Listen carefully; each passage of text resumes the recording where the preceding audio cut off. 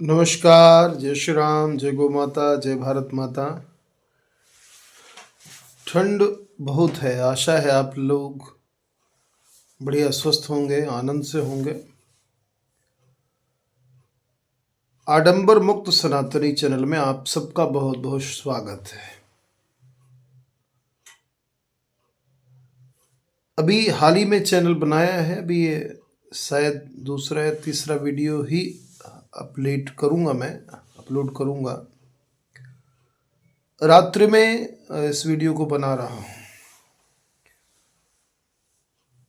विचार मन में आया, सोचा आप सबके साथ साझा करूं। अभी जो स्थितियां देखने को मिल रही हैं, आज मैं बात करूंगा रोज कहीं ना कहीं आयोजित होने वाली कथाओं के संबंध में। जिस तरह से जो कथा का स्वरूप है वो ज्ञान यज्ञ हुआ करता था, जिस तरह से वो एक मनोरंजन का यज्ञ बन गया है, और जो मूल बातें हैं वो बातें कहीं ना कहीं तिरोहित हो रही हैं, छिप रही हैं। केवल भागवत कथाएं मनोरंजन मात्र बन के रह गई हैं। इसके लिए जिम्मेदार कौन है, आज इस पर चर्चा करूंगा। जो भागवत वक्ता, भागवत के नाम पर बहुत बड़ा साम्राज्य लोगों ने खड़ा कर रखा है, अच्छी बात है, इसमें कोई ऐसी बात नहीं है कि ये कहा जाए कि उन्होंने ऐसा क्यों किया। लेकिन स्वरूप का परिवर्तन ऐसा कर दिया कि आज भागवत कथा भजन को ही माना जाने लगा है। इस पर पूरी चर्चा करूंगा आप सबके साथ में, क्योंकि चैनल का नाम ही आडंबर मुक्त सनातनी है, और आशा करता हूं कि मेरे इस चैनल में जो आडंबर मुक्त सनातनी हैं वो रहेंगे, वीडियो पर अपना विमर्श भी करेंगे और अधिक से अधिक लोगों तक वीडियो पहुंचाएंगे भी। आप सबको अगर वीडियो पसंद आता है, सामान्य बिल्कुल व्यवहारिक रूप से मैं चर्चा को करूंगा, कोई आडंबर नहीं। और अगर आपको ठीक लगता है तो चैनल को सब्सक्राइब करें, ऐसी मेरी अपेक्षा है। चलिए चर्चा शुरू करते हैं।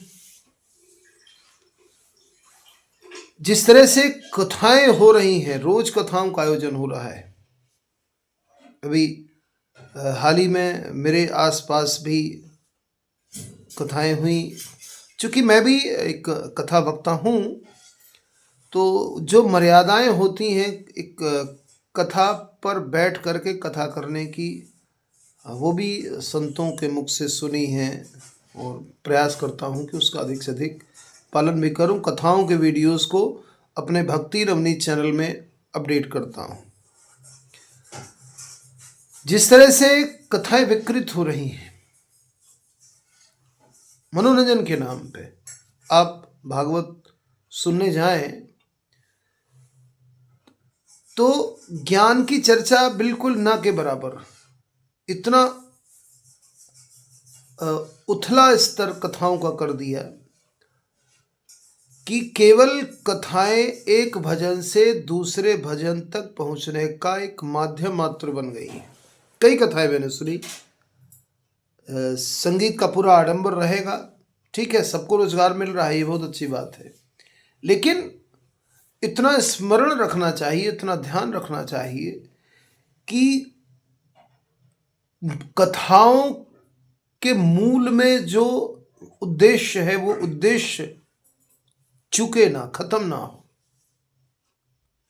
भजन इसके लिए होता है कि जब ज्ञान की बातें होती हैं तो सर्व सामान्य भी वहाँ पर बैठता है, तो एक उबाऊपन न आने पाए, इसलिए थोड़ा बहुत संगीत का इस्तेमाल होकर के कीर्तन आदि या थोड़ा बहुत भजन समय के हिसाब से, प्रसंग के हिसाब से कभी कर लें, एक वातावरण परिवर्तित हो जाता है।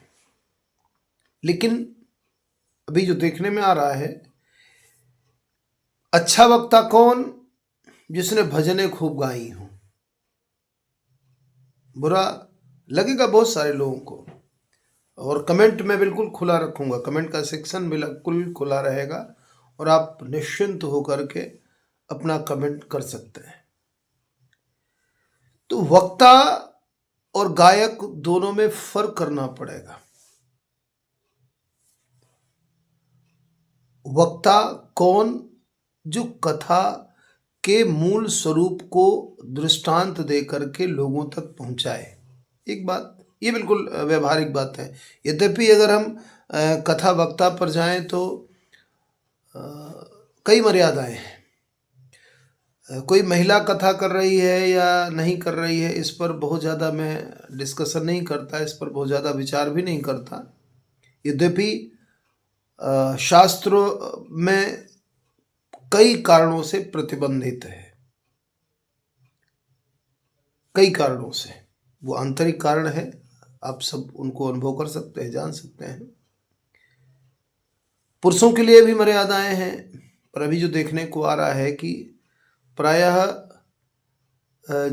जो एक वैराग्य का भाव होना चाहिए वो न होकर के जब मनोरंजन का होता है तो पुरुष वक्ताओं को एक अलग तरह से श्रृंगार करते देखा जाता है। जैसे श्रृंगार महिलाएं करती हैं, वैसा ही श्रृंगार अब पुरुष वक्ताओं में भी देखने को मिल रहा है प्रायः।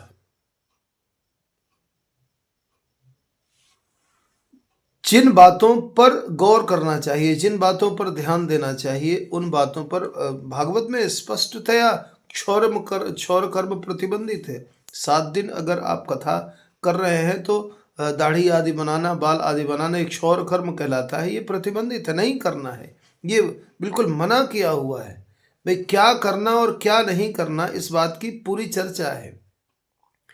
तो इस पर किसी को कोई मतलब नहीं। करना भागवत है, अनुष्ठान भागवत का करना है। भाई क्या आवश्यकता है भागवत के अनुष्ठान को करने की? कोई आवश्यकता नहीं है। भाई हम दवाई लेते हैं और दवाई लेते समय वैद्य ने जब, डॉक्टर ने जब हमको संयम बताया, भाई ये दवाई लेना तो ये नहीं खाना, ये नहीं पीना, तो हम दवाई भी लें और खाएं पिएं भी। भाई जो वर्जनीय चीज़ है, जो वर्ज्य है, उसको खाएं, तो उस दवाई का क्या मतलब होगा? इसका मतलब हमें दवाई में विश्वास नहीं है, या डॉक्टर की बात पे विश्वास नहीं है। वही आज कथाओं के साथ में हो रहा है। कथाओं पर प्रायः विश्वास देखने को नहीं मिल रहा है। और इस पर अगर बात करें कि दोषी कौन है, वक्ता दोषी है या श्रोता दोषी है, तो दोनों बराबर के दोषी हैं। ऐसा नहीं कि लोग जानते नहीं, चर्चाएं नहीं होती हैं, चर्चाएं होती हैं, पर श्रोता को भी मनोरंजन चाहिए। सबसे अधिक अगर आडंबर है कहीं पर, धर्म के नाम पर आडंबर बहुत ज़्यादा है। जो बातें कहने के लिए इतना कुछ तैयार किया जाता है, असल में वो बात किसी भी सूरत में न मानने का पूरा यत्न होता है। इसलिए बहुत ज़्यादा लंबा वीडियो को न करते हुए मैं ये चाहूँगा, और आप सब लोग जो इस चैनल में वीडियो को देख रहे हैं, प्रयास करें कि हम मूल विषय को पकड़ करके, भले ही थोड़ा बहुत मनोरंजन हो सकता है, लेकिन मूल विषय छूटे ना, इस बात को जन जन तक पहुंचाने की आवश्यकता है। वक्ताओं को भी सावधान करने की आवश्यकता है, क्योंकि इसके कारण से जो विधर्मी है वो प्रश्न चिन्ह खड़ा करते हैं। और जितने वक्ता हैं, 99.999% वक्ता जवाब नहीं दे पाते हैं, केवल तर्कहीन बात रखते हैं, और वो और भी हंसी का पात्र बनते हैं। और इतनी समृद्ध परंपरा हमारी शास्त्रों की, इतनी समृद्ध परंपरा हमारी साहित्यों की, इसके बाद भी जब समाज का मार्गदर्शन करने वाली पीठ पर बैठा हुआ व्यक्ति उल जुलूल तर्क देता है, तो कहीं ना कहीं लज्जा आती है। इसलिए समस्त श्रोताओं को भी ध्यान देना चाहिए और वक्ताओं को भी सावधान करना चाहिए। अत्यंत आवश्यक है कि अध्ययन होना चाहिए और तर्कपूर्ण ढंग से विषय को रखें, ताकि विधर्मी या जो वामपंथी हैं वो आपके धर्म की उन गूढ़ बातों को मजाक न बनाए। जय गौ माता, जय श्री राम।